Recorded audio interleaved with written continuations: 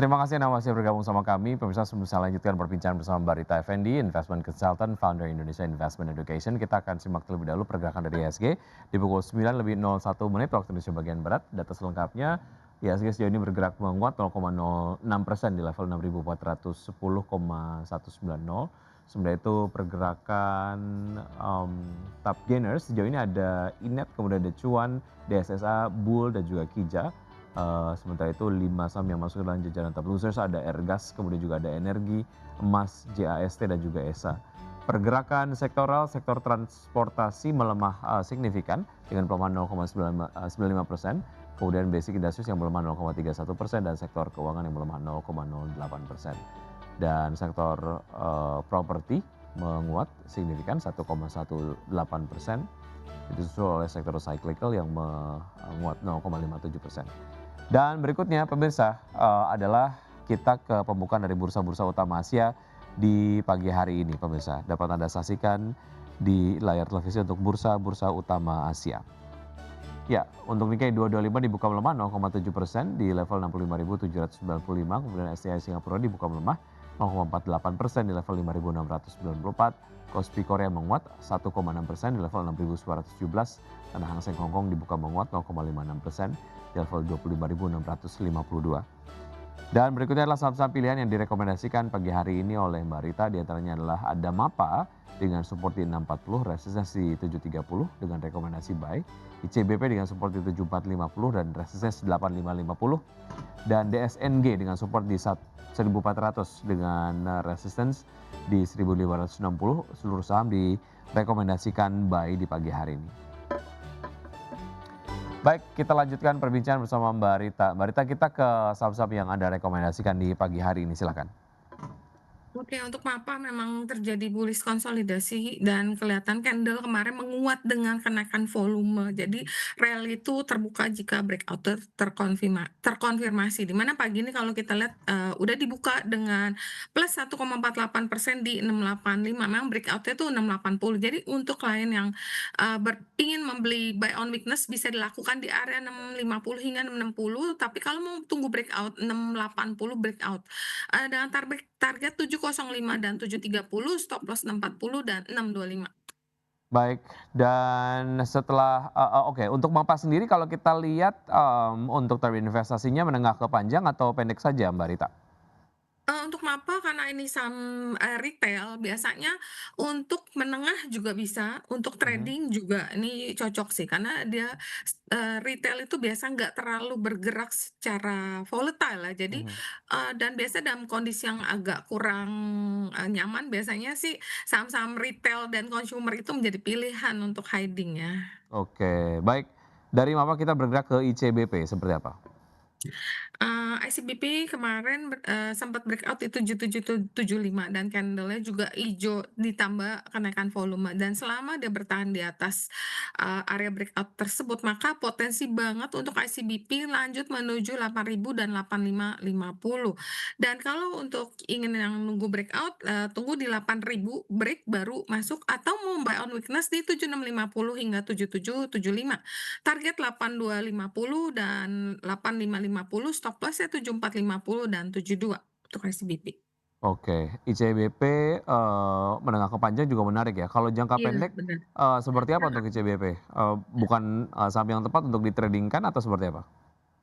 ICBP bisa untuk trading, tapi memang potensial gain dari sektor consumer itu tipikalnya pelan, Hmm, tapi ya aman aja gitu. Tapi nggak ya. bisa yang langsung gain sehari arah, sehari naik Hmm, 10, hmm. itu biasanya nggak sih. Tipikal consumer itu selalu alon-alon asal kelakuan sih. Jadi kalau Hmm. orang yang risk profile-nya rendah, itu cocok sih untuk yang saham-saham consumer seperti ICBP ini. Oke, secara historical untuk pembagian dividen sendiri untuk ICBP seperti apa? ICBP biasa pembagian dividennya cukup rutin ya, coba kita cek apa udah ada pembagian dividen sebelumnya. Oh, 2006 ternyata udah membagikan final dividen di bulan 7 ya. Jadi mungkin Hmm, ini buat, simpen, untuk tunggu dividen tahun depan rutin sekitar 200 sampai 260-an deh, dividennya mhm, umumnya per mhm. tahun tuh Baik, yang dari eligible. ICBP ke DSNG seperti apa? Apa yang menarik dari DSNG?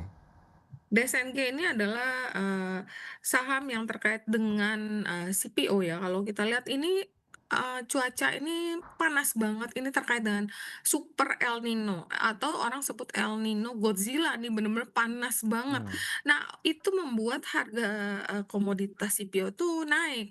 Nah, untuk DSNG kalau kita lihat harganya, even pagi ini aja udah naik sekitar 1,7% di 14,95. Di penutupan kemarin udah kelihatan nih bullish trend karena dia udah breakout di resisten 14,45 dan candle-nya tuh terus bertahan di area breakout tadi dan volume memang belum terlalu kuat ya, belum terlalu besar, tapi kalau dia konsisten naik ini akan sangat menarik.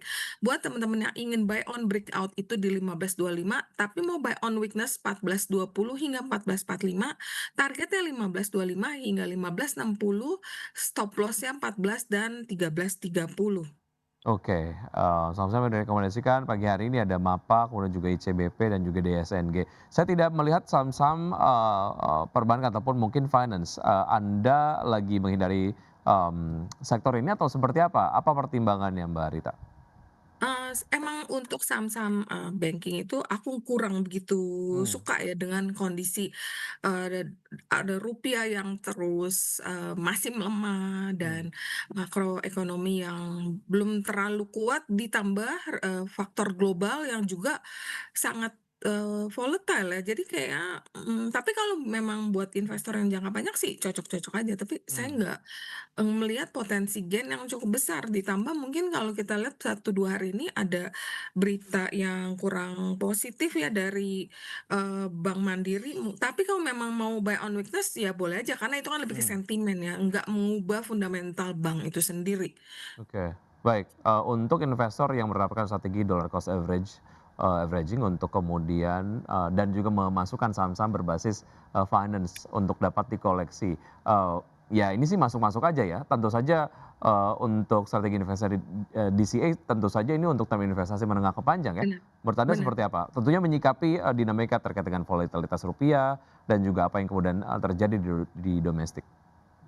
Iya, itu mungkin lebih cocok untuk investor yang, satu risk profile-nya medium to low ya, karena kan nggak bisa mungkin ada yang nggak bisa mantau setiap hari, tapi untuk trader itu mungkin kurang begitu cocok, karena trader kan depan monitor tiap hari ya, ingin Mmm, melihat apa yang breakout, apa mmm, yang rame, apa yang lagi menjadi tema hari itu.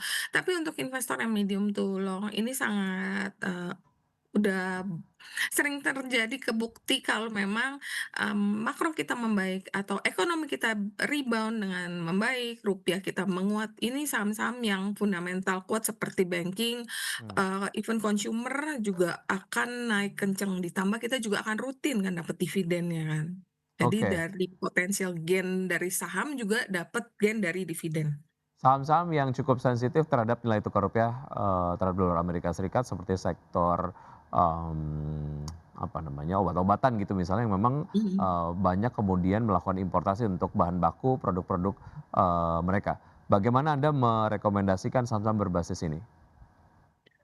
Untuk obat-obatan memang dia sangat sensitif dengan, pergerakan rupiah karena mostly, bahan baku atau bahan dasarnya itu dari import ya, tapi kayaknya sekarang ini belum banyak katalis ya, Mmm, selain memang valuasi udah murah. Ini juga kayak Kalbe, ini udah terkoreksi lumayan tajam karena memang kemarin waktu dia, dari harga awal tahun itu di 1.200-an turun sampai rendah-rendah itu mungkin di bawah 800 atau 800 sekian, itu karena ada satu Norway Fund yang memang mengurangi posisinya. mhm. Tapi akibatnya membuat saham itu cukup murah. Tapi untuk saham yang bergerak cepat dan tinggi itu kan harus satu ada strong katalis, untuk saat ini kan obat-obatan Belum belum ada ada. katalis kuat, tapi buat simpen ya boleh aja sih. Baik, terakhir support dan juga resistance IHSG di hari ini di berapa, Mbak Rita? Walaupun Anda melihat kayaknya mungkin akan berjalan landai ya IHSG hari ini? Iya, support mungkin harus dipantau 64, 6350 tadi, resist ya 6450 kalau break kita ada harapan menuju 6525 dan kalau misalnya itu bisa naik, itu kita bisa berharap indeks itu akan stay di 66 untuk nutup gap-nya. Baik, beberapa analisis dan juga rekomendasi sudah Anda sampaikan, semoga dapat menjadi referensi dan juga, pertimbangan untuk pelaku pasar dapat menerapkan strategi investasinya hari ini, namun keputusan investasi kembali ke tangan investor. Mbak Rita, terima kasih sudah bergabung bersama kami, sukses dan juga sehat selalu untuk Anda, sampai jumpa. Terima kasih, selamat siang. Baik, dan usai jeda berikut saya dan rekan Vina Munawar akan kembali hadir dengan informasi menarik lainnya. Vina, informasi apa yang akan disampaikan nanti? Ya